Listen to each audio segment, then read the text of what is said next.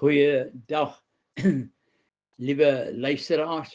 Ek is Willie Sondersen en u is hartlik welkom om saam te luister hier op die senders van Joy Gospel Radio.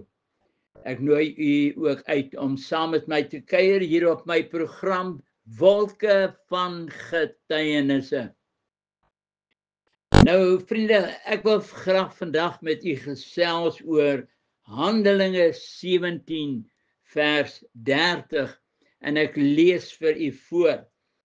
God het dan die tye van onkunde oorgesien en verkondig nou aan al die mense oral dat hulle moet bekeer, omdat hy 'n dag bepaal het waarop hy die wêreld in geregtigheid sal oordeel deur 'n man wat hy aangestel het, en hy het hiervan aan almal sekerheid gegee deur hom uit die dode uit op te wek.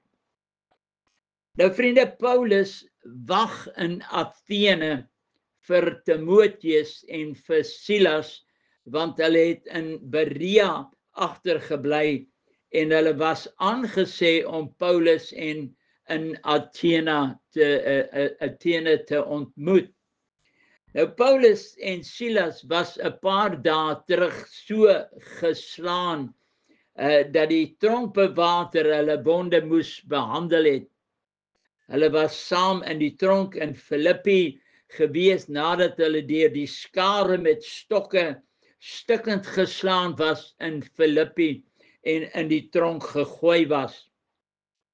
Paulus en Silas het geboeid in die sel gesit en in die middel van die nag begin bid en lofliedere tot eer van God gesing.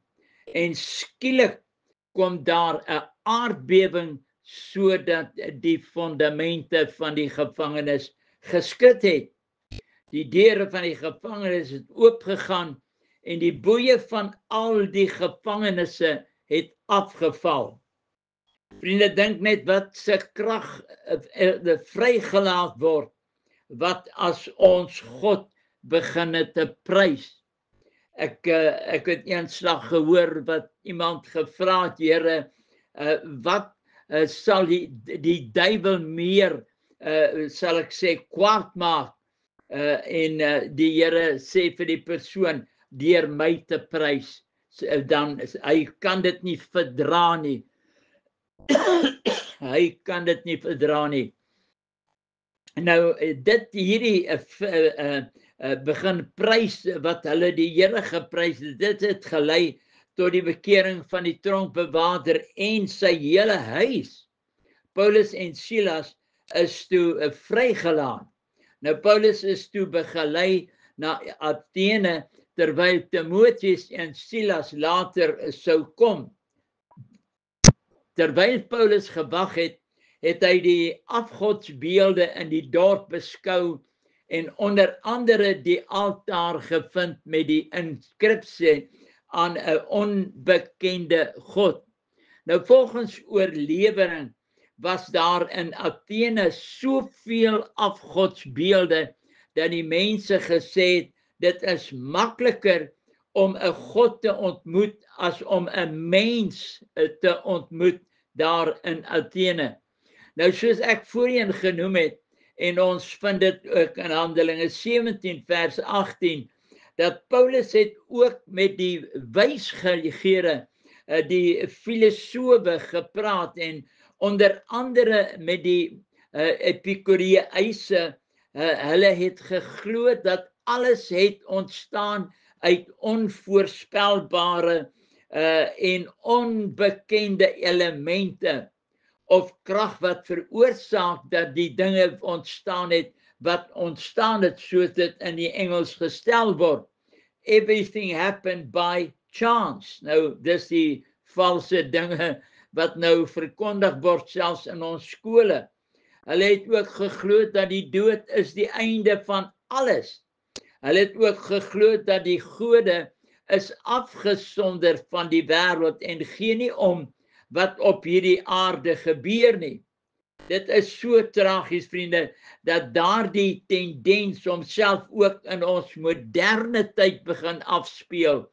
Dat sogenaamde geleerde teoloë bevraagteken die maagdelike geboorte van Christus en dat die Noag se vloed net 'n storie is wat wetenskaplik nooit kon plaasgevind het nie.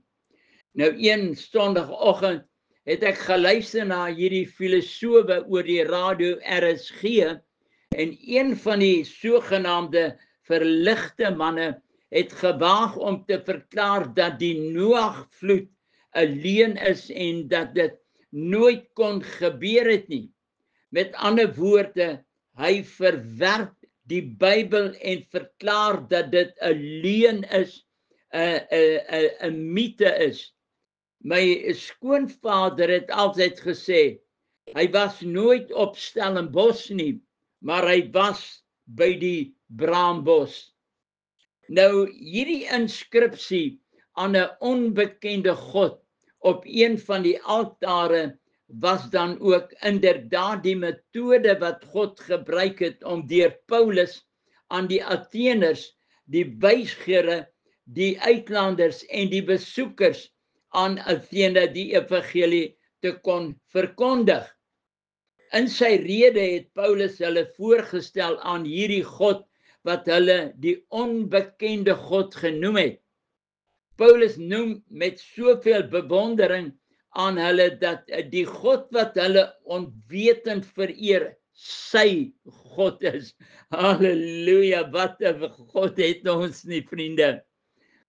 Hy het aan hulle verkondig dat hierdie God die skepper is van hemel en aarde en dat ons inderdaad van hom afstam, soos ook deur een van hulle eie digters gesê het, en Paulus noem dit toe. Hy sê, want ons is ook van sy geslag. Nou, God word nie gemaak nie, want hy is die skepper, hy is die maker, hy is God, en God het gesê, laat ons mense maak na ons beeld, na ons gelykenis. Hy wat die maker is van alle dinge. Ook word hy nie deur mense hande gedien asof hy aan iets behoefte het nie. Vriende, dit is so tragies om te dink dat mense baie maal die dinge aanbid wat hulle deur hul eie hande gemaak of bereik het. Hierdie intelligente God wat die geskiedenis van die volke bepaal en bestuur. Hy is die God wat konings, volksleiers, presidente, ministers in die dae wat verby is en in die toekoms sal aanstel en afstel. Hy stel aan, sê die Bybel, en hy stel af. Baie hoofdes van lande, volksleiers is van die mening dat hulle hulself verantwoordelik is vir hul posisie, dat hulle eie populariteit en beroemdheid hulle in 'n regerende posisie geplaas het en dat hulle nou kan heers oor 'n volk. Die Bybel sê dit is die Here wat aanstel en hy wat afstel. Al is dit vir 'n rede van ondergang of hoe God besluit. Daar's 'n beker wat sal moet geledig word. Nou Openbaring 1 verklaar dat Jesus die owerste oor al die konings van die aarde is. Jesus sê vir Pilatus, u sou geen mag teen my hê as my Vader van bo dit nie vir u gegee het nie. Nou vriende, ons kan nie vir een oomblik dink dat dit ons is wat so wonderlik en besonders is nie. Romeine 13 vers 1, laat elke mens hom onderwerp aan die magte wat oor hom gestel is, want daar is geen mag behalwe van God nie, en die wat daar is deur God ingestel. Nou vriende, God het die mens so gemaak, dat hy instinktieflik hunker na 'n God, na 'n opperwese. Baie mense tas in die donker rond na 'n God wat hulle kan aanraak. God is gees en die wat hom aanbid, moet hom in gees en in waarheid aanbid. Dis ons God. Paulus verkondig aan hulle hierdie God wat hulle onwetend na hunker in hulle drange en hulle soeke na 'n super en 'n opperwese na wie hulle kan opkyk. Baie mense tas in die donker, maar Paulus bring aan hulle die goeie nuus. Halleluja, die goeie nuus, die waaragtige lig wat elke mens verlig, was aankomme in hierdie wêreld. Hy was in hierdie wêreld en hierdie wêreld het deur hom ontstaan. En vriende, hy het na sy eiendom gekom en sy eie mense het hom nie aangeneem nie, maar aan almal wat hom aangeneem, aan hulle het hy mag gegee om kinders van God te word. God het dan die tye van onkunde in rondtasting in die duisternis gesien en hulle soeke en intense verlange na 'n God wat hulle kan aanraak, soos wat ook Paulus daar in Athene raak geloop het van die mense.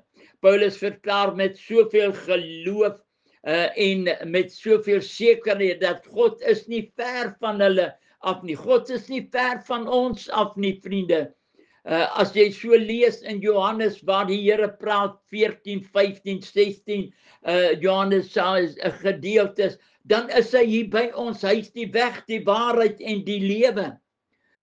Nou God het dan nou die tye van onkunde oorgesien en verkondig nou aan almal oral om hulle te bekeer tot hom die ware God wat lewe.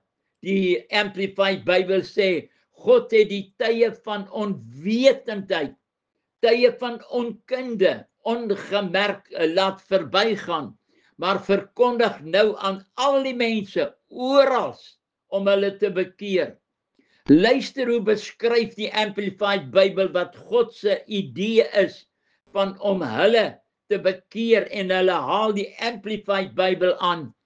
That is to change their minds for the better and heartily to amend their ways with abhorrence for their past sins.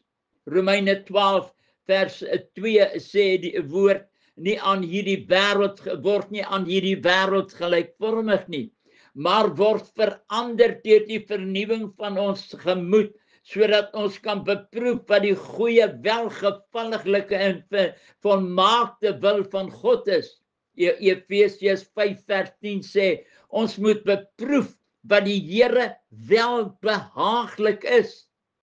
Die woord abhorrence in die Amplified Bybel beteken om jou vorige sondige lewe te verafskie, te verag. Johannes 12 vers 25 sê, wie sy lewe lief het, sal dit verloor, maar wie sy lewe haat in hierdie wêreld, sal dit bewaar vir die ewige lewe. En ook die kleed moet julle haat wat deur sonde bevlek is. Ons moet ons gedagtewêreld verander. Ek het gevind wat die beste werk vir my is om soveel skrif in my verstand te kan kry as moontlik. As die duiwel my aanval, dan kan ek die skrifte quoteer. Daar staan geskrywe, as Jesus die seun van God die skrifte aan die Satan wat hom versoek het, kon quoteer. Wie is ek dat ek dit nie kan doen nie, vriende? Bedink die dinge wat daarbo is en die dinge wat op die aarde is nie, en nie die dinge wat op die aarde is nie. Mense is lui om die woord te kan probeer onthou of te memoriseer. Dit kos soms 'n bietjie sweet, maar dit is die moeite werd om met die woord gevul te wees. Die Bybel, Matteus 4 vers 4 sê, daar is geskrywe, die mens sal nie van brood alleen lewe nie, maar van elke woord wat deur die mond van God uitgaan. Johannes 8 vers 51, voorwaar, ek sê vir julle, as iemand my woord bewaar, sal hy die dood in der ewigheid nie sien nie. God het 'n dag bepaal vriende, as ek hierdie aksie van God kan vernatuurlik of vervleeslik, dan sien ek God sit op sy glinsterende hoë en verhewe troon met skitterende diamante wat getuig van sy waardigheid as God van die heelal. Voor hom is daar 'n see van glas, soos kristal, en in die middel van die troon staan die 4 lewende wesens, die 24 ouderlinge, bekleed met wit klere en hulle het goue krone op hulle hoofde. Ek aanskou in my gees hierdie asemrowende toneel wat Jesaja in Jesaja 6 vir ons voorgehou het, is 'n voorreg gehad het om dit te aanskou. Hy, Jesaja, in die middag het hy gestap, hy het gehoor, hy het gesien, hy het die heerlikheid van God aanskou en hy het homself bevind as 'n nietige mens. Vriende, weerligte en donderslae en stemme wat uit die troon uitgegaan het, toe die 7 vuurvakkels wat die 7 geeste van God is, het voor die troon gebrand. Vir 'n oomblik is God se gedagtes nie by die asemrowende skouspel hier rondom sy troon nie.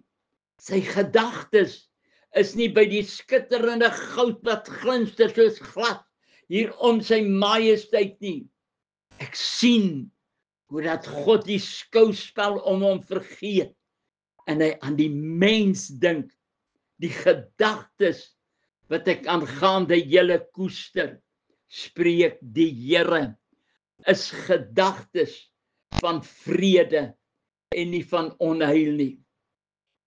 Vriende, die soewereine wese, hy kyk verby sy eie heerlikheid, wesens wat dag en nag uitroep, heilig, heilig, sy gedagtes gaan verby die sterre, verby die planete, verby die onmeetbaarheid van sy heerlikheid na die planeet in die middel van die ontsaglike hemelruim, die stippeltjie so groot soos 'n kopspeld se kop, 'n stofdeeltjie in die heelal.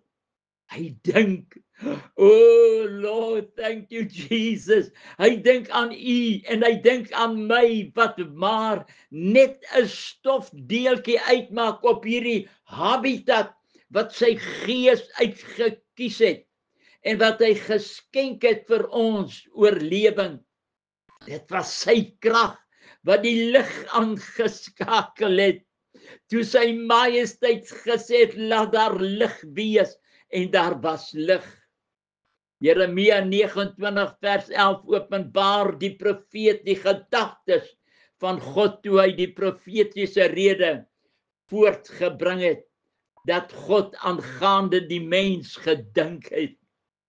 Sy gedagtes wat hy koester, vriende, en toe hy uitroep die gedagtes wat ek aangaande julle, vriende, jy is een van hulle, julle koester, spreek die Here, is gedagtes van vrede en nie van onheil nie, om julle 'n hoopvolle toekoms te gee.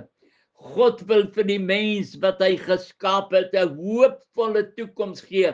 Nou hierdie gedeelte is toevallig geskrywe deur Jeremia ook, wat hy aan hom gestuur het, die ballinge wat weg was in Babel. Hy het vir hulle 'n boodskap gestuur, en hulle het daar gebly. Hy het gesê, kry vir julle huise en bly daar, geniet dit daar. O, prys, maar hy het 'n doel en hy het 'n raadsbesluit in ons lewens gedoen. God wil vir die mens wat hy geskaap het 'n hoopvolle toekoms gee. Dis sy gedagtes aangaande ons. Dit is God se verlange en sy begeerte vir die mens. Vriende, vir u en vir my wil hy 'n hoopvolle toekoms gee. God dink aan jou. Hy sien jou. Hy sien jou pyn. Hy sien daardie oog wat jou soveel pyn, spanning veroorsaak. Hy sien daardie liggaam wat so seer is. Hy sien daardie hart wat nie reg klop nie. Hy weet van daardie niere, daardie geswelde en pynlike voete, daardie arm wat so ontsettend pyn. Hy weet van jou seun wat deur die wêreld van verdowing ingesluk is. Ou moeder moet nie moed opgee nie, want hy dink aan jou. Hy weet van jou finansies, dat jy jou CV oral ingegee het, en dat jy al so moedeloos geword het, dat jy nagte lê en kan nie meer slaap nie. By elke deur wat jy aanklop is dit 'n nee, of kom later weer terug, of jy het nie die regte vel nie. Ons kan jou nie help nie, hoeveel deure word in jou gesig net toegemaak. Dit weer klink in jou ore, jou stryd met jou skoonseun en die drankverslawing. God weet van alles. God weet van daardie transaksie wat jy aangegaan het, en nou wil dit voorkom as jy gaan verloor. Jy het 'n belegging gemaak, en nou lyk alles, sit die mense in die tronk. God weet van daardie hofsaak wat Dinsdag gaan plaasvind. Nou lyk dit asof daar geen hoop is nie, maar daar is 'n naam wat bo elke naam is, en daardie naam sal jou sake verander. Vertrou net op hom. Vriende, God dink aan ons, en hy dink nou aan jou. God ken jou begeerte vir 'n ou babietjie. Die Bybel sê dat in die geloof het Moses uit Egipte getrek, sonder om die toorn van koning te vrees, want hy het volgehou soos een wat die onsienlike sien. Hou net aan, onthou, God het 'n dag bepaal, en jou dag is bepaal dat God gaan intree, en jou duisternis gaan 'n helder lig verskyn en verander word. Jou nag gaan verander word in 'n dag, 'n helder dag. Ek spreek vanoggend geloof oor u. Ons spreek lewe vir jou, my broer, my suster. Jy verstaan nie waarom het God jou man weggeneem nie. Wat Psalm 55 vers 23 verklaar, die skrywer, werp al jou sorge op die Here, want hy sal jou onderhou. Hy sal die regverdige nie laat wankel nie. 1 Timoteus 2 vers 3 sê, want dit is 'n goed en aangenaam voor God, ons verlosser, wat wil hê dat alle mense gered moet word en tot die kennis van die waarheid moet kom. God het 'n dag bepaal, vriende. Wanneer God 'n dag bepaal, sal geen duiwel uit die hel of geen engel op die moon om laat afstand doen van sy planne nie, van sy raadsbesluit nie. Nadat Paulus die evangelie suiwer aan die Ateeners verkondig het, kon hulle geen verskoning meer hê nie, want God het 'n dag bepaal dat hy hierdie wêreld in geregtigheid gaan oordeel deur 'n man wat hy aangestel het, en hiervan het hy getuienis gegee deur hom uit die dode uit op te wek. Vriende, al sal ek met die mooiste verskonings kom, en al sal ek ook voor God se troon neerval en met trane verskonings probeer gee, waarom God jou nie kan oordeel nie, gaan dit nie God se gedagtes verander nie, want God het 'n dag bepaal. Hebreërs 3 vers 15, vandag as julle sy stem hoor, verhard julle harte nie, soos in die verbittering nie. Vandag, vriende, as julle sy stem hoor, vandag word deur die golwe van hierdie uitsending tot binne in die sitkamer, of u kombuis, of in die motor, of waaroor al u hierdie stem sal hoor. God het 'n dag bepaal, vriende, en vandag roep hy na jou, want vorentoe in die toekoms het God 'n dag bepaal waarin hy hierdie wêreld in geregtigheid gaan oordeel. Hy reik sy liefdevolle hande na u toe uit. As nog nooit u lewe aan hom gegee het nie, is dit vandag die oomblik wat hy aan u verskyn met soveel liefde, want hy weet hy het 'n dag bepaal wat hy hierdie wêreld gaan oordeel. Vlug nou na sy liefde toe. Ons moet nou gereed maak vir daardie dag, vriende. Die engele het met sy een voet op die see gestaan en die ander voet op die land en uitgeroep. Tyd sal daar nie meer wees nie. Tyd, vriende, is belangrik. President P.W. Botha het jare gelede met 'n toespraak in Pietermaritzburg gesê, wanneer jy voor tyd is, moet jy vir tyd wag. Maar as tyd voor jou is, wag hy nie vir jou nie. Spurgeon het op 'n keer gesê, God, why are you so terribly on time? As God 'n tyd aan 'n saak gekoppel het, vriende, verander hy nie sy datums nie. God sê vir Moses in Exodus 19 vers 10, gaan na die volk en heilig hulle vandag en môre en laat hulle hul klere was en hulle gereed hou teen die derde dag. Want op die derde dag sal die Here voor die oë van hierdie volk op die berg Sinaï afdaal. God is nooit te laat nie, en op die derde dag, toe dit môre word, was daar donderslag, blitse en swaar wolke op die berg en die geluid van 'n baie sterk basuin, sodat die hele volk wat in die laar was gebeef het. God het 'n dag bepaal, dit is op 'n kalender van God gemerk. Wanneer daar die dag gaan wees, skik jou nou, o mens, om jou God te ontmoet. God hou boek van alles wat gebeur. Exodus 32 vers 31 verklaar. En Moses na die Here teruggegaan en gesê, ag, hierdie volk het 'n groot sonde begaan vir hulle goue gode te maak. Nou dan, as hy tog maar hulle sonde wou vergewe en so nie, delg my naam, dan maar my naam uit die boek van die lewe uit.